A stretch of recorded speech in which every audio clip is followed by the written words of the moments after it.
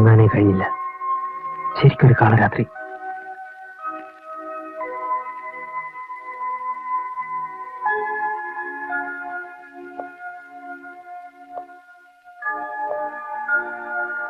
ഞാനിപ്പോ പോവാണ്. രവിയേട്ടനെ കാണുന്നില്ല. അത്യാവശ്യമുള്ളതുകൊണ്ട് നേരത്തെ ഇറങ്ങിയെന്ന് പറഞ്ഞേക്കൂ.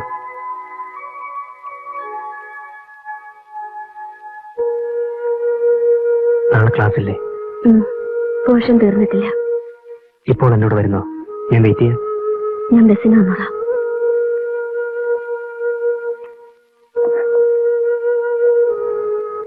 സിസ്റ്ററോട് ഒന്നുകൂടെ പറഞ്ഞു നോക്കൂ. ഒരു ത്രെട്ടനിങ് ആറ്റിറ്റ്യൂഡാണ് ഇപ്പോഴും വരെങ്കിൽ നേരെ രാജി എഴുതി കൊടുക്കണം. അത് വേണ്ട.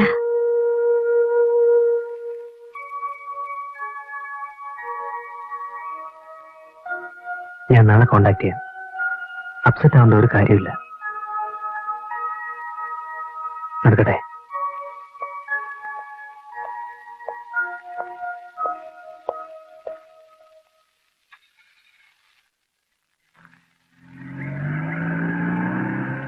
രാജേന്ദ്രന്റെ കാറിന്റെ ശബ്ദമല്ലേ ഞാൻ കേട്ടത്? പോയി. നിനക്കും പോയായിരുന്നില്ലേ? ബസ്സിന് കാത്തുകെട്ടി ഒന്ന് തെക്കി തിരക്കി.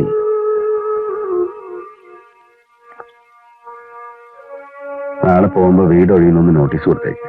വെറുതെ വാടക കൊടുക്കണ്ടല്ലോ. എല്ലാം ഒന്ന് സെറ്റിൽ ആവുന്നവരെ നിനക്ക് ഹോസ്റ്റലിൽ നിൽക്കാം.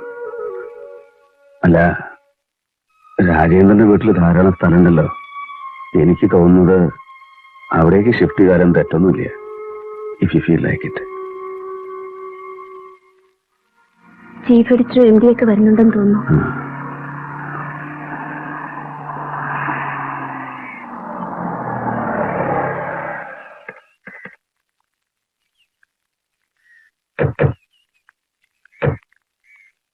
അവരുണ്ണാൻ നിൽക്കോ ആവോ?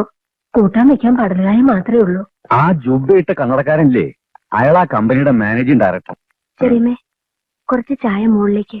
ഞാനൊന്ന് കുളിക്കാൻ കയറുകയാണ്. ദുർഗ വന്നിട്ടില്ലേ ഇന്ന്? ദുർഗ കമ്പനികളുടെ മാതിരി ഷിഫ്റ്റ് അല്ലേ. മാലിന്യ ഉള്ളപ്പോ സ്വന്തം ഗൃഹഭരണം, മാലിന്യ പോയാ ഇവിടെ ഫുൾ ടൈം ഡ്യൂട്ടി. നിൽക്കൂ, മാലിന്യോട് ഒരു കാര്യം.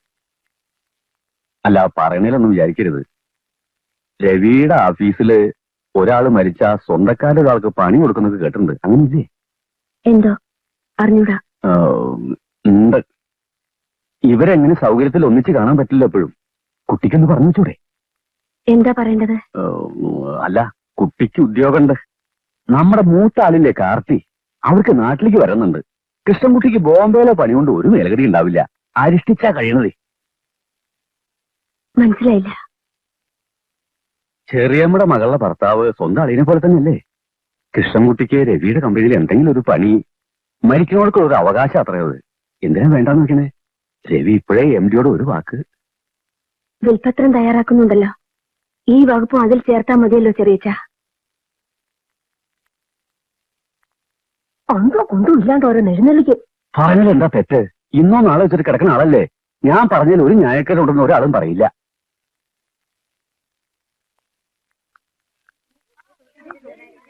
Malini, how are things? Is it better? I know your problems. Extra hours എടുത്തിട്ട് പോഷൻ തീർത്തോളൂ. സ്റ്റുഡൻസിനോട് നമുക്ക് റെസ്പോൺസിബിലിറ്റി ഉണ്ടല്ലോ.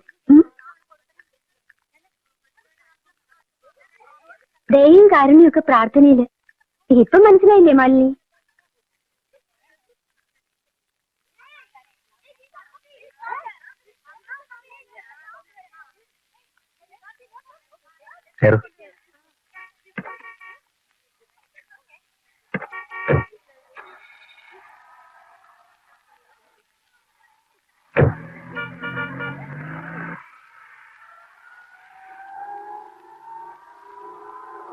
വേലക്കാരുടെ പ്രശ്നം ഉണ്ടായി.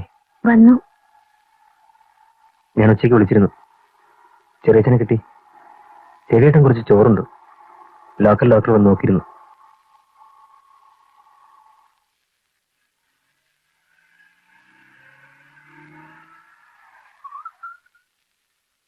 എനിക്കൊരു ബയർ വന്നിട്ടുണ്ട്, ഒരു ജപ്പാൻകാരൻ. അയാളുടെ വൈഫുണ്ട്. അവരെ സീ ഫേസിൽ ഡിന്നറിന് വിളിച്ചിട്ടുണ്ട്. 8 മണി. റെഡി ആയിരിക്കും. ഞാൻ 7:45 വന്ന് പിക്കപ്പ് ചെയ്യാം. അയ്യോ, ഞാൻ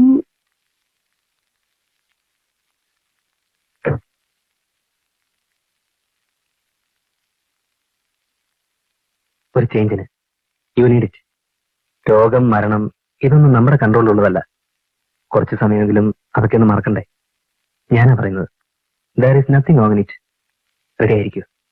വേണ്ട. രവിയേട്ടന് 100 പരിചയക്കാരുണ്ട്. അവരാരെങ്കിലും കണ്ടാൽ പിന്നെ ടു ഹെൽ വിത്ത് ഇറ്റ്. നാട്ടുനടപ്പിന് ആസ്പത്രിയിൽ മുഖം കാട്ടി ഹാജർപ്പിച്ച് പോയവരല്ലേ എല്ലാം. കഴിഞ്ഞ 5-6 മാസത്തെ പ്രോബ്ലംസ്, സഫറിങ്സ്, അഗനി അത് സഹിച്ചവർ നമ്മൾ രണ്ടാൾ മാത്രമാണ്. വേണ്ട രാജേന്ദ്രൻ, ഞാനില്ല.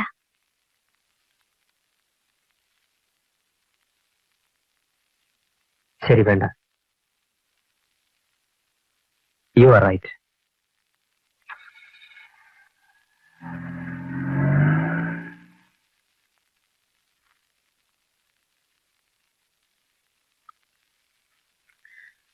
ഞാൻ ചെറിയമ്മോട് ചോദിക്കണമെന്ന് വിചാരിച്ചതായിരുന്നു.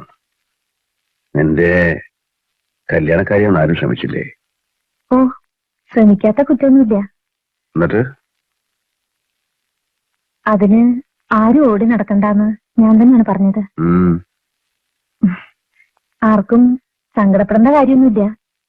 നിത്യചെലവിനുള്ളത് തോട്ടത്തുനിന്ന് കിട്ടും. പിന്നെന്താ? നിന്റെ 2 കത്തുകളും എനിക്ക് കിട്ടിയിരുന്നു. അന്ന്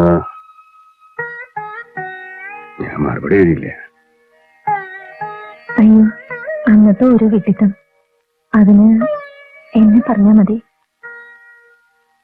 വെറുപ്പ്, ശാപം ഒക്കെ നിനക്ക് തോന്നിയിരിക്കും അന്ന് എന്നോട്. അയ്യോ, അതൊരിക്കലും ഇല്ല. അന്നത്തെ ബുദ്ധിമോശം കൊണ്ട് എന്തൊക്കെയോ എഴുതി. എന്നേക്കാൾ വിവരവും പഠിപ്പും ഒക്കെ ഉള്ള ഒരാളെ ഉറപ്പിച്ചിരിക്കുമെന്ന് കേട്ടപ്പോ പിന്നെ സന്തോഷേ തോന്നിയുള്ളൂ.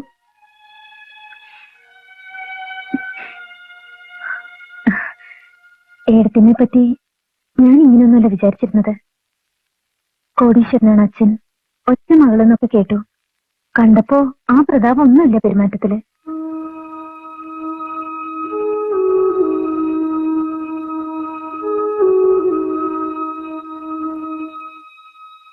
സമയം എനിക്ക് എത്ര ബാക്കിയുണ്ടെന്ന് എനിക്കറിയില്ല. അയ്യോ, അങ്ങനെയൊന്നും പറയരുത്. പഠിപ്പ് കഴിഞ്ഞ് തെണ്ടി തിരിയാൻ തുടങ്ങിയപ്പോ ഞാൻ മറ്റൊരു ലോകത്തിലായിരുന്നു. നാട്, വീട് ഒന്നും മനസ്സിലില്ലാത്ത അവസ്ഥ. കുട്ടിക്കളികളുടെ അധ്യായത്തിലെ വാക്കിനും വരികൾക്കുമൊക്കെ നീ ഒരുപാട് അർത്ഥം കണ്ടിരുന്നു.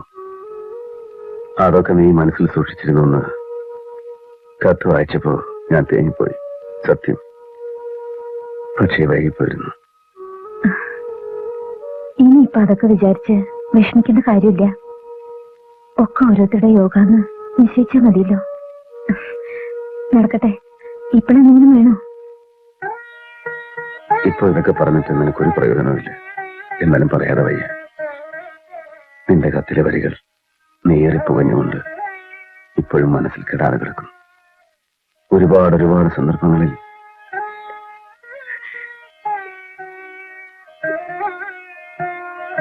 നഷ്ടപ്പെട്ട എന്താണെന്ന് എനിക്ക് ബോധ്യായി. ഞാൻ വിസ്തരിക്കുന്നില്ല. എപ്പോഴെങ്കിലും എന്റെ അടുത്ത് എത്തിച്ചു തന്നല്ലോ ഭഗവാന്. ഇനി എപ്പോഴും ഞാനുണ്ടാവും കൂടെ.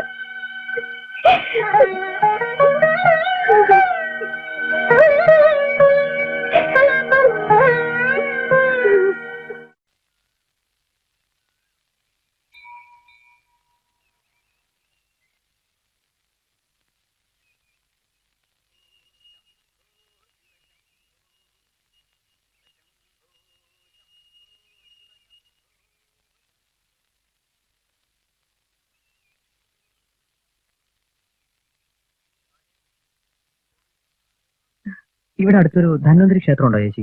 ഇല്ല, അത് പട്ടാമ്പിക്കടുത്തല്ലേ? ഇവിടെയല്ല സാർ. ചേച്ചി രവി സാറിന്റെ ബന്ധത്തിലുള്ളതാണ്. ഡോക്ടർ ഉണ്ണി വലിയ ഡോക്ടറാണ്. ശിവൻ വൈദ്യനാഥനാണ്.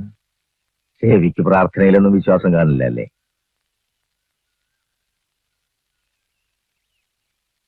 അടുത്തല്ലേ, നടക്കാം.